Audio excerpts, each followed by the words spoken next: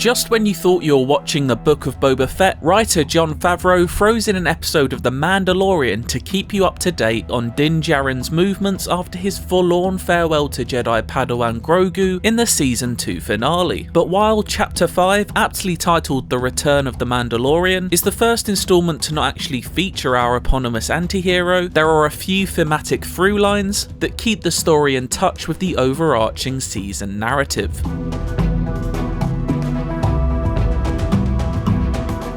The most obvious motif is the question, who are your people? For Mando, the answer was the tribe led by the Armourer, which he finds his way back to after a couple of cracking opening fight sequences that sees the warrior wield the Darksaber. Bryce Dallas Howard does a great job directing and visualising the combat, which is both claustrophobic and chaotic. Din has yet to master the blade, but its deadly destructive power is still effective even in the hands of a novice. That influence manifests elsewhere, as in typical Mandalorian fashion, Paz Vizsla decides to lay claim to his ancestor's weapon by challenging Din to a duel. It's a brutal battle. Star Wars loves nothing more than a fight on a narrow walkway, and the thrilling tension really has you questioning if Din will make it out alive, let alone with the Darksaber. The fact he overpowers Paz using his swift agility with a dagger suggests he still has a long way to go in understanding how to fight with the sword, rather than against it. Who knows, maybe Mando will get some lessons from new friend Ahsoka, or even Luke himself. He certainly needs to find new allegiances after being cast out for removing his helmet. It's a reminder of just how easily tribal unity fractures within the Mandalorian community, even though they claim loyalty and solidarity are the way.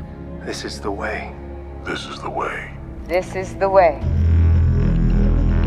The Armourer gives a history lesson on the political disagreements, also involving the Darksaber, that led to Mandalore's destruction, and in keeping with both the flashback tradition of this series and its 90s sci-fi influence, the glimpse of the Night of a Thousand Tears massacre has a strong Terminator 2 feel. Droids descending on the devastation adds to the ominous tone of the episode, but it soon loosens up as the now outcast heads to Tatooine. There are some lovely comedic touches, from Mando claiming religious exemption for his weapons on a commercial flight, to the quippy return of Amy Sedaris as Mos Eisley mechanic and local gal Peli Motto. It's a funny reunion and fits into the series' theme of fixing up a classic. Boba has his bacta tank, while Mando and Peli have this Naboo starfighter to make anew. But given the already slow pacing of the series, these scenes play out for far too long. It might be a nice bit of nostalgia for fans of the prequel trilogy and Star Wars The Clone Wars, especially when Din utters the phrase wizard. But friendly reminder, this is a Boba Fett series. Only having Fennec Shand showing up for the final minute and Boba not at all means this episode serves up more as a setup for The Mandalorian Season 3 than progressing the plot of the current series. Maybe we're just being impatient, but given there are only 7 chapters of the Book of Boba Fett, dedicating an entire episode to Mando seems rather indulgent. But hey, it's a solid episode of The Mandalorian, and Pedro Pascal has turned helmet acting into an art form in and of itself.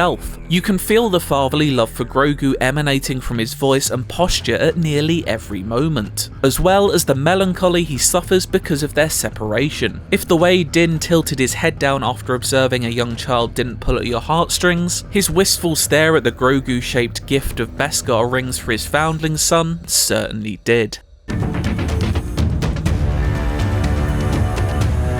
The Return of the Mandalorian brings the violence, the humour and the emotional weight of Mando's journey, but ultimately serves as a filler episode that doesn't add enough to the continuing plot of the Book of Boba Fett. For more on the Book of Boba Fett, why not check out our review of episode 4, or our latest edition of Canon Fodder, where we take a look at who's really running Mos Espa.